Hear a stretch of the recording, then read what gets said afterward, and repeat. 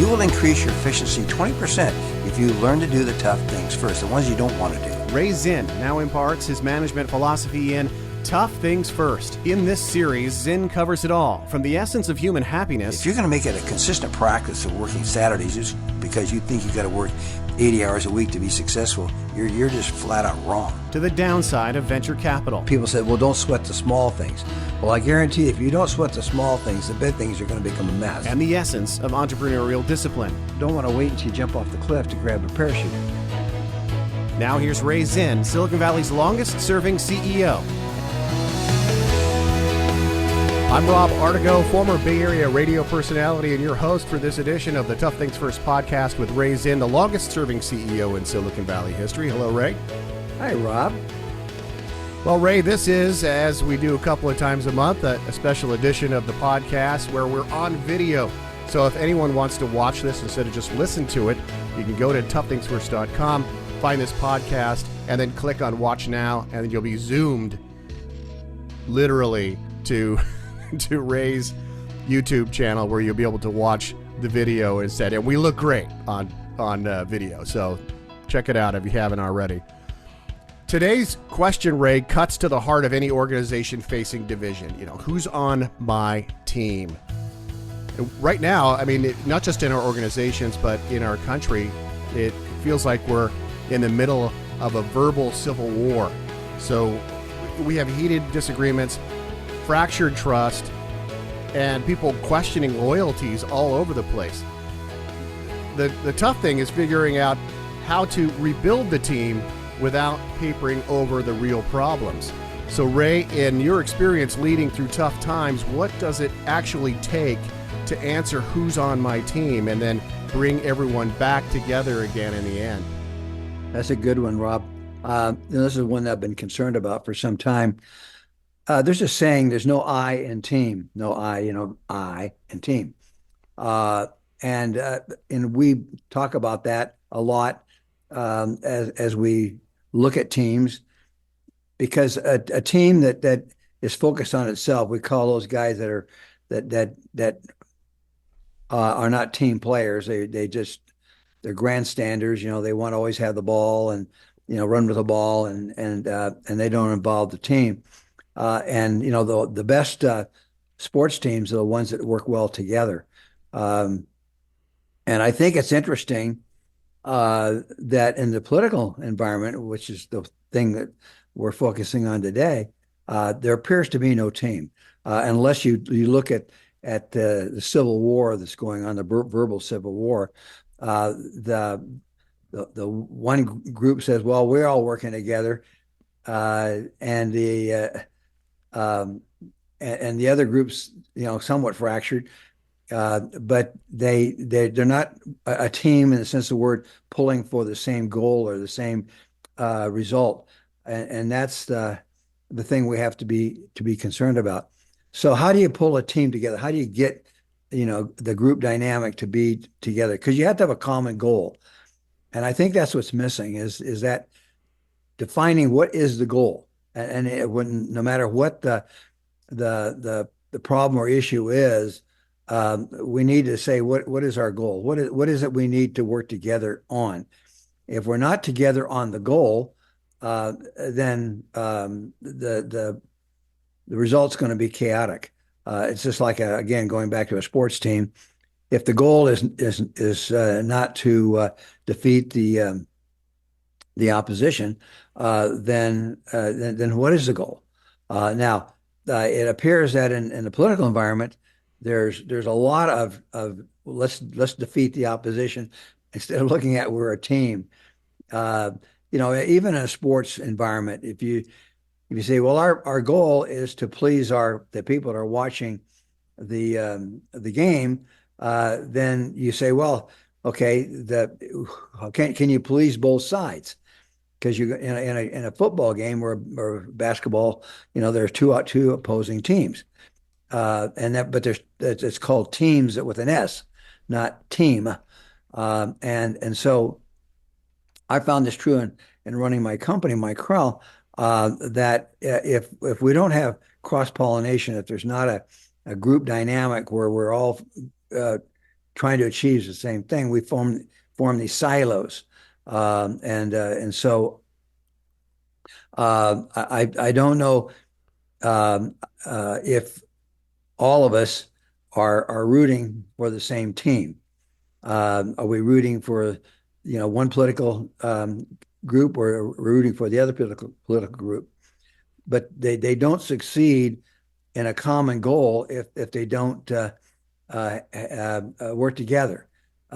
So going back to the sports example, um, if the common goal is to have a fun game for the audience, no matter what side you're on, then you still work together. You still try to play your best. You do your best, but you don't become antagonistic. The the the sports events that are at least attractive or fun to watch are the ones where there's a lot of cheating, a lot of dishonesty, where people aren't doing their best, when they're just goofing off.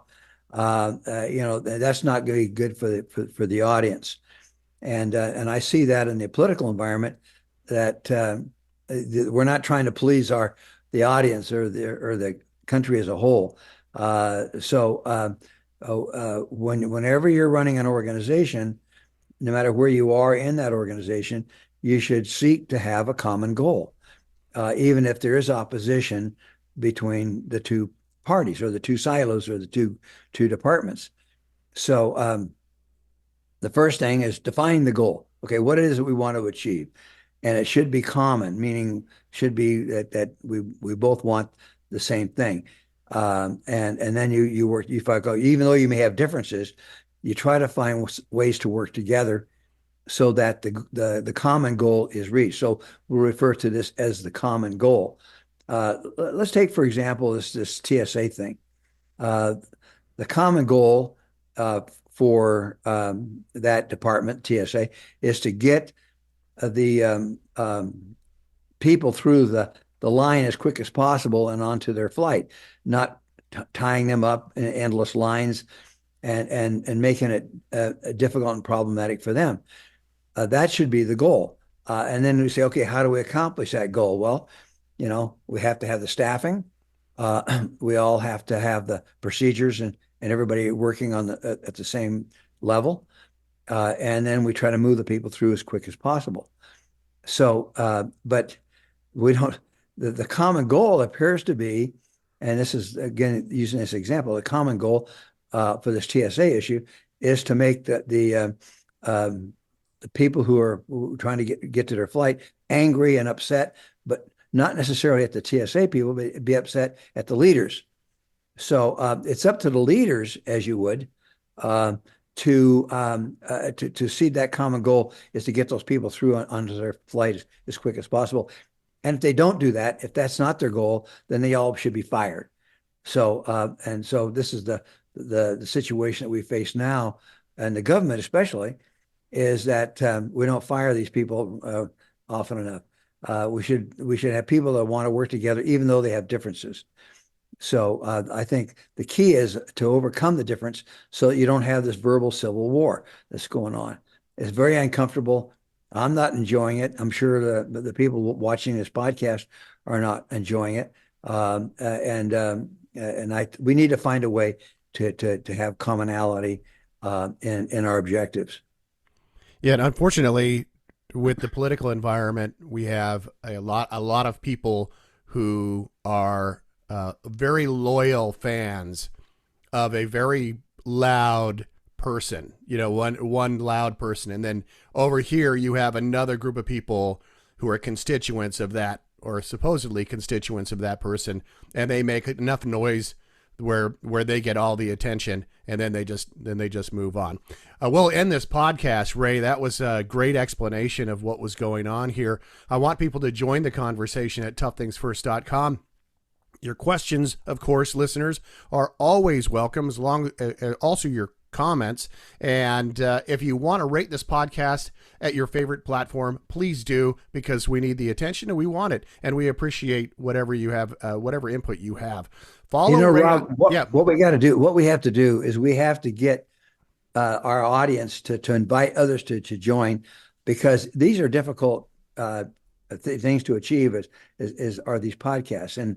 And we need our audience passing the word along if they think it's valuable, and help us get more activity on our website up for these podcasts that we're doing. So again, please invite your friends, share your these podcasts, talk them up, and then so that people can benefit from them. So we need your help. Yeah, Please Ray, and we also would like people share. to check out your books. Yep. We have The Essential Leader, 10 Attributes, Skills, and Fundamentals that make up the Essential Leader, and that is a fantastic book by you. We have your flagship book, of course, Tough Things First, and the Zen of Zinn series 1, 2, and 3. And what now, Ray? We have Zen of Zinn Daily. Mhm. And what's behind you, Rob? Is my Tough Things First sign. Yes. This is the Tough Things First cover for the book right here behind me. And these are the Tough Things First podcasts. So That's again, right. that Tough Things First is a very valuable book for you if you want to learn how to run a good company. That's a good book to do. Right. Yeah. And we tackle some tough situations here and questions here at the Tough Things First podcast, but you really expand on it in the books that you've written. And, you're always filling the world with some great wisdom. So we appreciate that. Thanks a lot, Ray. Yeah. Thank you, Rob. You've been listening to the Tough Things First podcast, proud to introduce Ray Zinn's new book, Zen of Zinn Daily, available in paperback and digital formats where books are sold.